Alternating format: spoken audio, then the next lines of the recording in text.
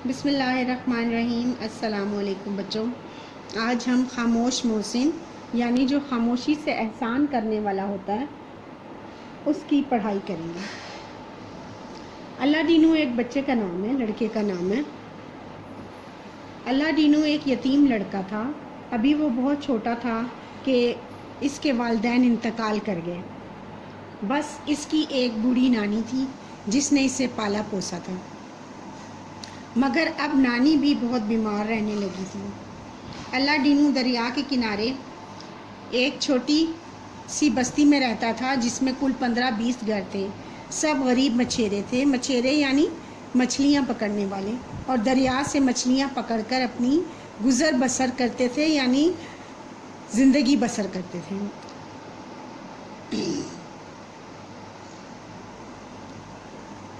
اللہ ڈینو کو بھی ماہی گیری آتی تھی، مگر وہ اپنی بیمار نانی کو اکیلا چھوڑ کر دریا پر نہ جاتا، بلکہ گھر پر رہ کر ہی مچھلیاں پکڑنے کا جال بنتا، اور جب جال مکمل ہو جاتا تو اسے کسی مچھیرے کے ہاتھ بیچ کر کچھ رقم یعنی پیسے حاصل کر لیتا اور روکھی سوکھی کھا کر اللہ کا شکر ادا کرتا۔ اللہ ڈینو کی جھونپڑی ایک اونچی چٹان پر تھی، یعنی چھوٹی سی پہاڑی پر تھی، جبکہ بستی کے دیگر گھر نیچے زمین پر تھے۔ اونچی چٹان پر بہت جگہ تھی جہاں وہ آرام سے زمین پر جال بچھا سکتا تھا اور اپنا کام آسانی سے کر سکتا تھا۔ وہ اپنی نانی کی خدمت کرتا اور ان کی دعائیں لیتا۔ نانی کو یہ دیکھ کر بہت افسوس ہوتا کہ اللہ ڈینو ابھی صرف 10 سال برس کا تھا، برس یعنی سال، مگر گھر کی ساری ذمہ داری اس کے کندھوں پر تھی۔ اور افسوسناک بات یہ تھی کہ اللہ ڈینو پیدائشی طور پر بولنے کی صلاحیت سے محروم تھا۔ وہ صرف اشاروں، کنایوں اور اپنی بات سے اپنی بات سمجھا سکتا تھا، اور بس یہی سوچ کر نانی دن بدن کمزور یعنی لاغر اور بیمار ہوتی جا رہی تھی۔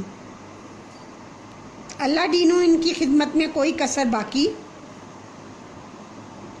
نہ اٹھا رکھتا۔ کچھ دنوں سے نانی کو تیز بخار اور شدید کھانسی تھی۔ وہ رات بھر سو بھی نہ پاتی تھی۔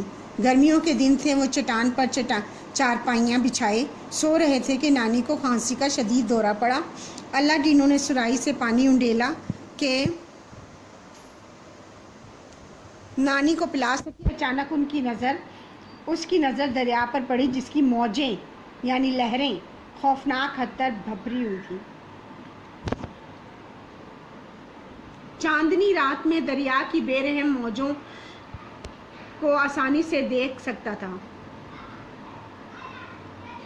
کچھ ہی دیر میں یہ موجیں سیلاب کی شکل اختیار کر گئی تھیں اور بستی تک پہنچ جائیں گی۔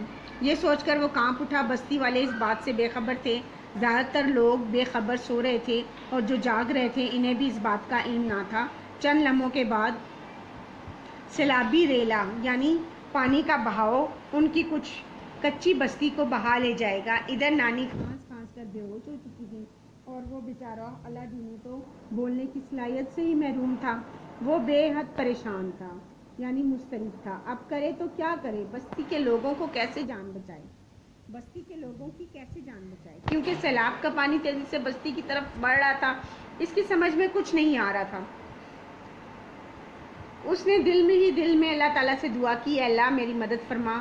ابھی وہ دعا کر ہی رہا تھا کہ اچانک اس کے ذہن میں ایک خیال آیا۔ اس نے جلدی مٹی کا تیل اپنی جھونپڑی پر چھڑکا اور آگ لگا دی۔ گھاس پھوس کی بنی جھونپڑی پل بھر میں تیزی سے جلنے لگی اور آگ کے شعلے بلند ہونے لگے۔ بستی کے لوگوں نے جب آگ کے شعلے دیکھے تو وہ سب کے سب اللہ ڈینو کی مدد کو پہنچ گئے۔ شور سن کر سوتے ہوئے لوگ بھی جاگ گئے تھے، اور وہ بھی آگ بجھانے چٹان پر پہنچ گئے۔ اللہ ڈینو نے انہیں دیکھا تو دریا کی سمت اشارہ کیا، یعنی دریا کی رخ اشارہ کیا، جس کی سیلابی چٹان جس کی سیلابی موجیں اب بستی کی طرف پہنچ چکی تھیں۔ بستی والوں نے جلدی ضروری سامان چٹان تک پہنچایا، اور اللہ کے کرم سے اونچی چٹان پر ہونے کی وجہ سے بستی کے سارے لوگ سیلاب سے محفوظ رہے۔ سب لوگ اللہ تعالیٰ کا شکر ادا کر رہے تھے، اور ساتھ ہی ساتھ اپنے خاموش محسن کے ساتھ بھی شکر گزار تھے جس نے اپنی عقل مندی سے ان کی جانیں بچائیں۔ بچوں، آپ نے اس سبق کی پڑھائی کرنی ہے اور اس کے الفاظ معنی پڑھنے ہیں اور سمجھنا ہے۔ اللہ حافظ۔